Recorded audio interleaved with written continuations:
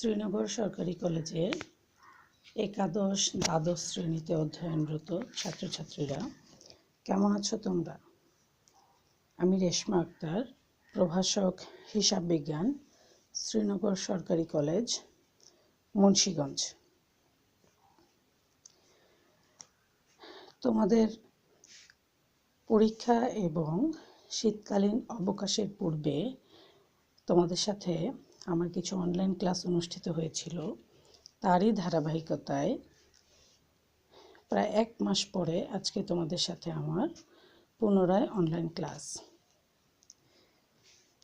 তোমাদের সাথে আমার যে আলোচিত সাবজেক্ট সেটা হলো উৎপাদন ব্যবস্থাপনা ও বিপণন। উৎপাদন ব্যবস্থাপনা ও বিপণন এই বিষয়টির প্রথম পত্র থেকে একটি চ্যাপ্টার আজকে আমরা কিছু অংশ পড়ব।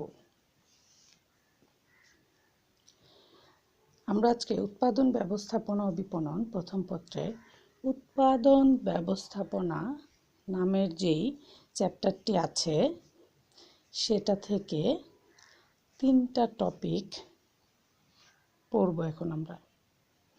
তার মধ্যে প্রথম টপিকটি হলো উৎপাদন ব্যবস্থাপনা, দ্বিতীয়টি হলো পণ্য কী এবং তৃতীয়টি হলো পণ্যের বৈশিষ্ট্য।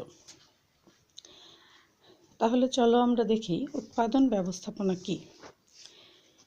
উৎপাদন হলো কাঁচামালকে চূড়ান্ত ভোগ্য পণ্যে পরিণত করার একটি প্রক্রিয়া। আর ব্যবস্থাপনা হলো পরিকল্পনা, সংগঠন, নির্দেশনা, কর্মী সংস্থান, গবেষণা, নিয়ন্ত্রণ ইত্যাদি কাজের সমন্বয়। তাহলে আমরা বলতে পারি উৎপাদন ব্যবস্থাপনা হলো কোনো পণ্য তৈরির সাথে জড়িত পরিকল্পনা, সংগঠন, নির্দেশনা, কর্মী সংস্থান, গবেষণা এবং নিয়ন্ত্রণের সমষ্টি। অর্থাৎ উৎপাদনের সাথে জড়িত সকল কাজকে সুষ্ঠুভাবে নিয়ন্ত্রণ করাকে বা ব্যবস্থাপনা করাকে আমরা বলতে পারি উৎপাদন ব্যবস্থাপনা। আমাদের দ্বিতীয় টপিকটি ছিল পণ্য কী। যা মানুষের অভাব, চাহিদা ইত্যাদি পূরণ করতে পারে তাই হলো পণ্য।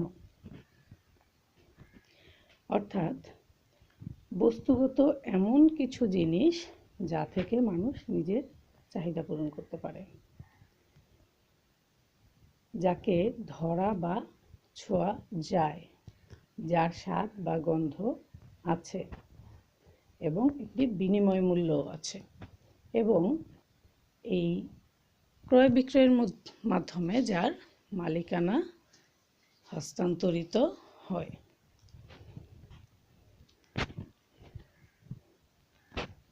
তাহলে প্রিয় ছাত্রছাত্রীরা, আমরা দেখতে পাচ্ছি পণ্য হলো এমন কিছু জিনিস যাকে আমরা স্পর্শ করতে পারি এবং যা মানুষের অভাব পূরণ করে। বেশিরভাগ ক্ষেত্রে উৎপাদন জগতে পণ্য বলতে এই স্পর্শনীয় বা দেখা যায় এরকম দ্রব্য সামগ্রীকেই বোঝায়। আমাদের তৃতীয় টপিকটি ছিল পণ্যের বৈশিষ্ট্য। অর্থাৎ মানুষের চাহিদা পূরণ করতে পারে যে বস্তুগত জিনিসগুলো, সেই বস্তুগত জিনিস বা পণ্যের কিছু বৈশিষ্ট্য রয়েছে, যে বৈশিষ্ট্যগুলোর জন্যই আমরা এটাকে পণ্য হিসেবে চিনতে পারি। প্রথম বৈশিষ্ট্যটি হলো স্পর্শনীয়তা।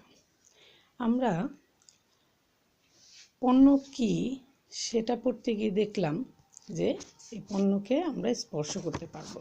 অর্থাৎ স্পর্শ করা যাবে না এরকম কোনো কিছুকে আমরা পণ্য বলবো না। আমাদের দ্বিতীয় বৈশিষ্ট্যটি হলো বিচ্ছিন্নতা। তাহলে কার সাথে বিচ্ছিন্নতা? এই পণ্যটি যে মালিক বা প্রতিষ্ঠান তৈরি করে সেই মালিক বা প্রতিষ্ঠানের সাথে বিচ্ছিন্নতা।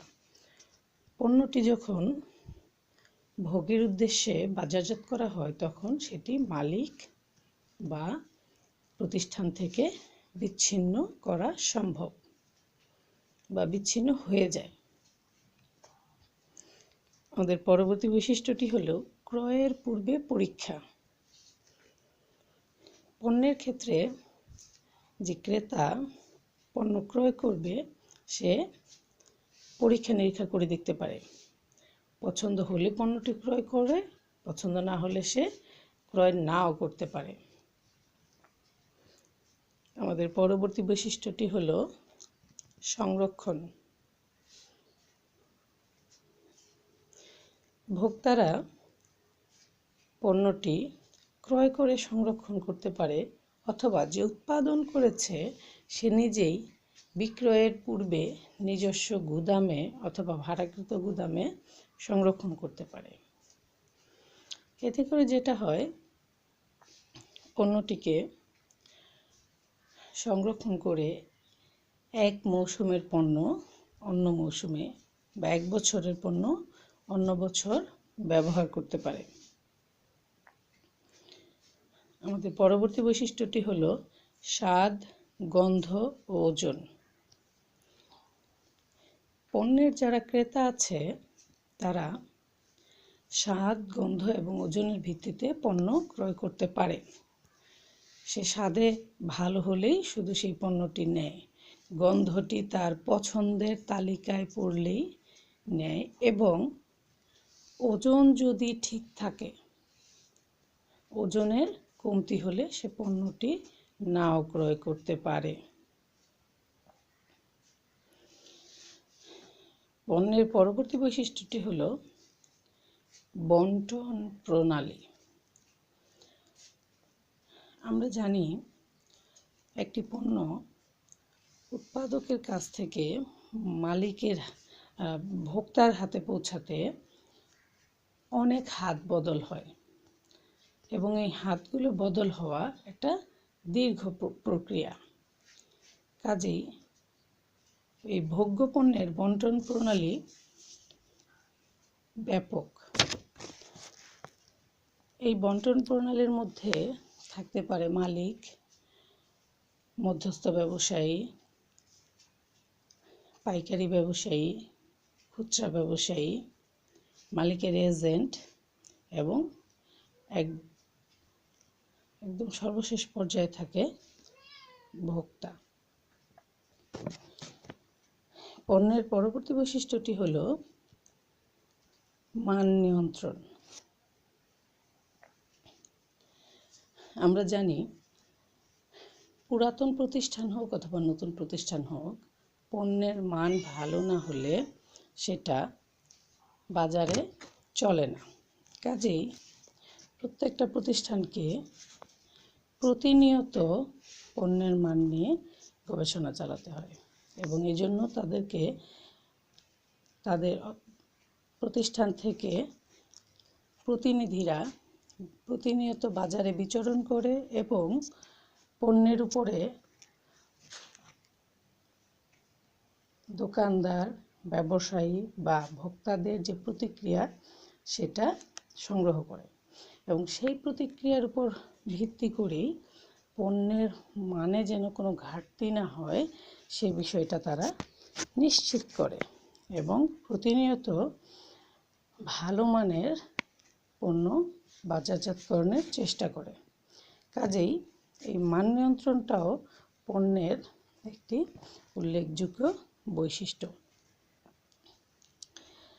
আমাদের পরবর্তী বৈশিষ্ট্যটি হলো উৎপাদকের উপস্থিতি। আমরা জানি পণ্যের বিক্রয়ের ক্ষেত্রে উৎপাদকের উপস্থিতি তেমন প্রয়োজন নেই। যদি সেটা ছোট প্রতিষ্ঠান হয়, এক মালিকানা কারবার হয়, তাহলে ক্ষেত্র বিশেষে দেখা যায় যে মালিক নিজেও ক্রেতাদের দোরগোড়ায় পণ্য পৌঁছাতে পারে, কিন্তু এটা হচ্ছে ব্যতিক্রম। বেশিরভাগ ক্ষেত্রে দেখা যায় পণ্য ক্রয় বিক্রয়ের ক্ষেত্রে বিক্রেতা হিসেবে মালিকের উপস্থিতি থাকে না।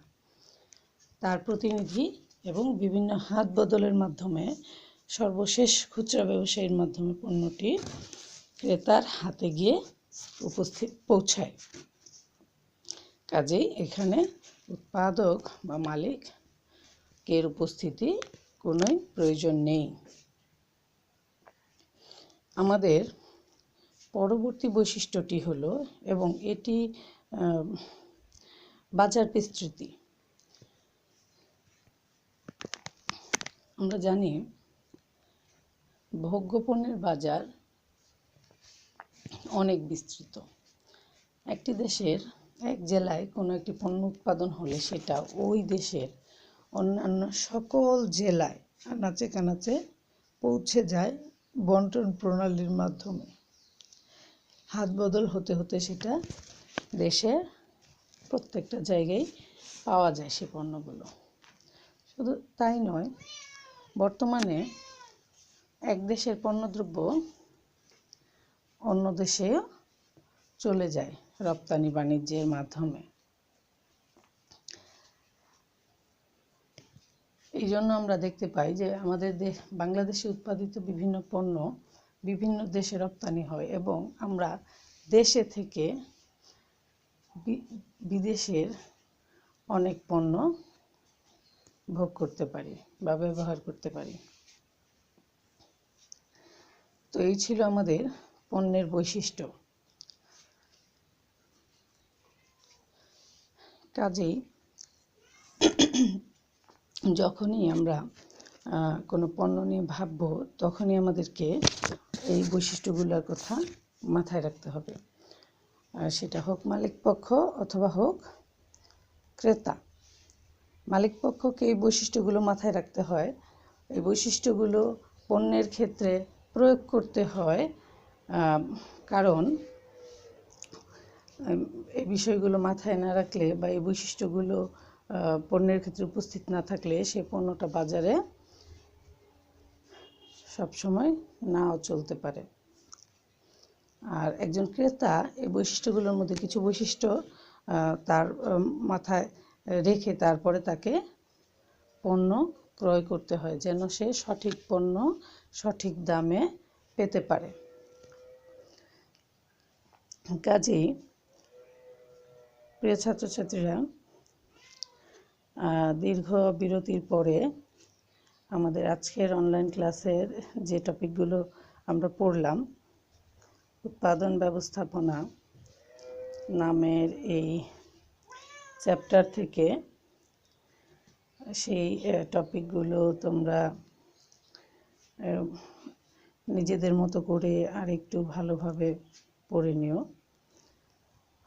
আমাদের পরবর্তী অনলাইন ক্লাস পরবর্তী সপ্তাহের নির্দিষ্ট সময়ে তোমরা পেয়ে যাবা, এবং সেই ক্লাসটাও এই উৎপাদন ব্যবস্থাপনা এবং বিপণন প্রথম পত্রের এই চ্যাপ্টারের উপরই হবে, পরবর্তী কিছু টপিকের উপরে।